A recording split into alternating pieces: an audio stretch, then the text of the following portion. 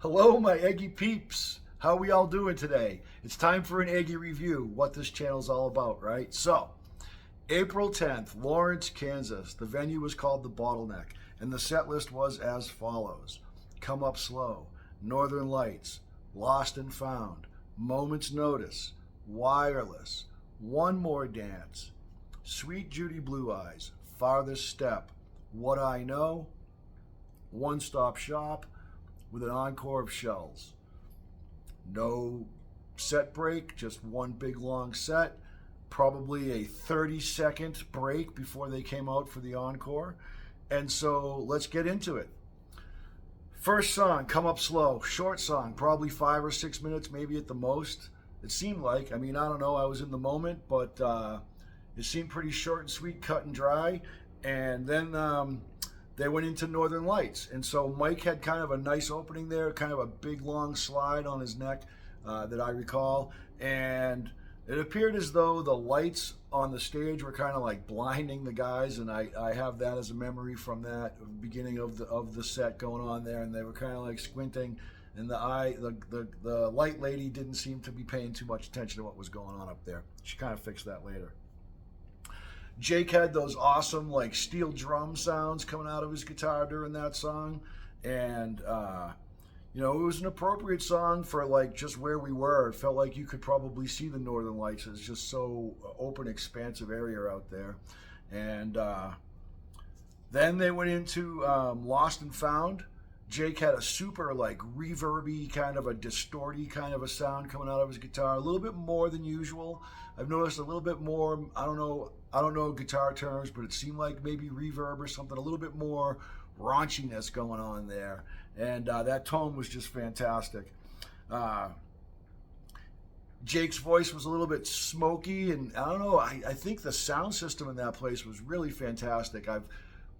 As you all know, my wife and I have seen a lot of Eggy shows, and some of the sound systems have been less than ideal. It seemed like the sound system in this place was fabulous. I could get right up close to the speakers, hear everything, no real distortion, good mix, and my ears aren't ringing the next day, but it was plenty loud, so that's great.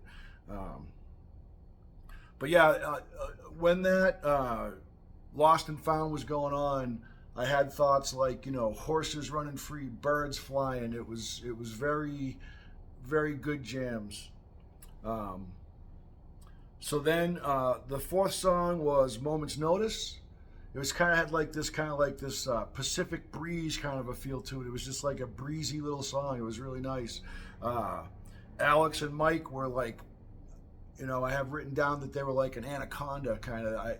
And they were weaving in and out and swirling all around. It was really great.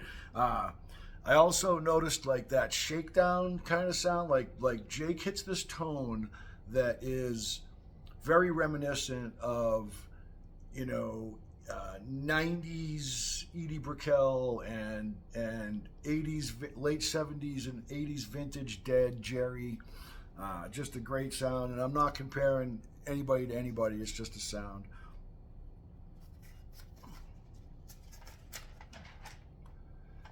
Wireless was the next song, and I call the beginning of Wireless like the quiet chords of Wireless. It's such a great tune, and with all the antennas out here, when you're driving out here from out into Kansas, man, the antennas are just everywhere. It's every half mile or 1,000 feet, it seems like there's just an antenna of some kind. So I can see why Wireless was inspiring. Yeah, and then the jam was like, I'd put it up against the best, Eyes of the World, other ones type jams, just like they just went out into this beautiful, spacey, grounded jam that I would put up against the best of jams of any other band out there in history. They were in the pocket last night in such a way that just made me think back to, concerts of my heyday back when I was a young man.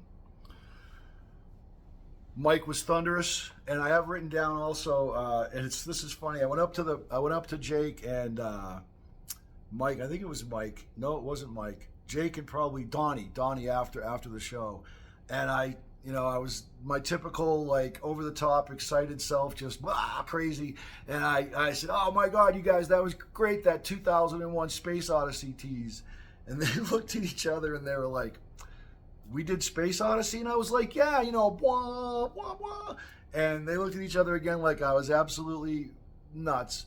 And they said, "No, that was Star Wars." And I was like, "Oh, of course, I knew it was a movie tease." But either way, in the moment, in that concert, in that venue, with the sound being so good, it was amazing. And, I don't like to always say amazing, it was the greatest, and be like, hyperbole with that. But it really was amazing. And one thing I also noticed was that the Chompers died right off during that. Everybody was just kind of like, got quiet and was checking out what was going on stage. It was pretty awesome. One More Dance was the next song, which reminds me, is like to me it seems like it has almost like a Spanish theme to it. It's like a little ditty, it's like a little Mexican ditty. I'm waiting for like the cantina horns to come in the background. Oh, Funky Dogs might be good on that song.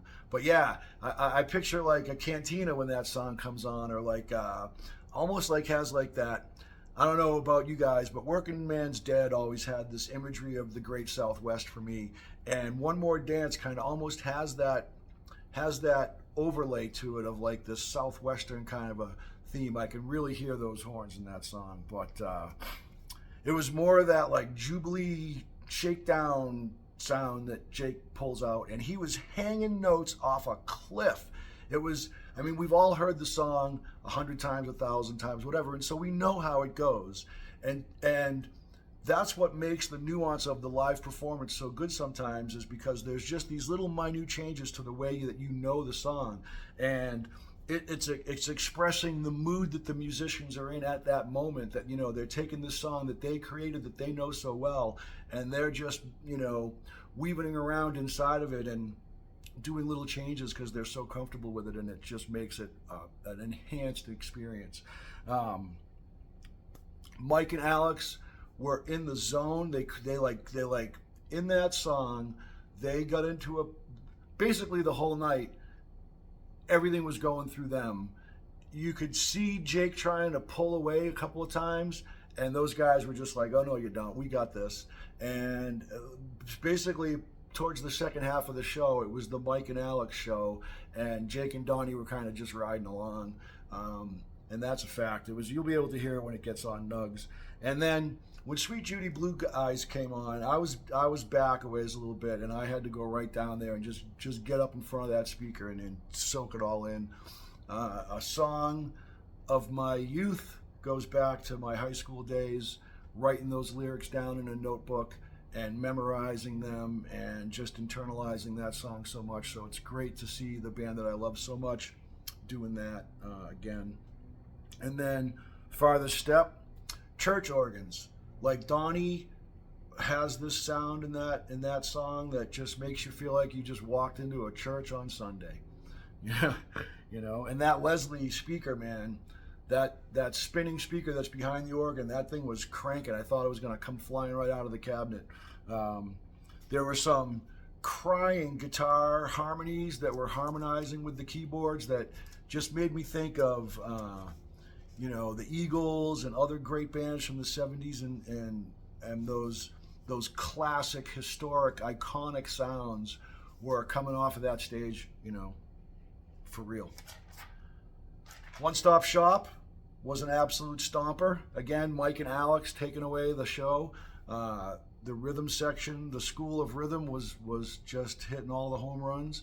And Jake had that scratchy, smoky voice again, and the warbly sounds coming out of his guitar were fantastic. And it was a great ending. The energy of everybody was kind of wondering, I think, what's going on, no set break.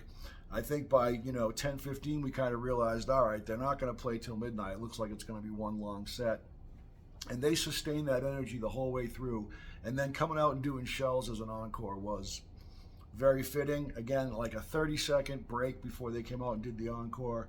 And the crowd was loving it. So that's all I got. Lawrence, Kansas, April 10th, the Bottleneck, one of the best venues I've seen Eggy in. And with that, love you all. Peace out.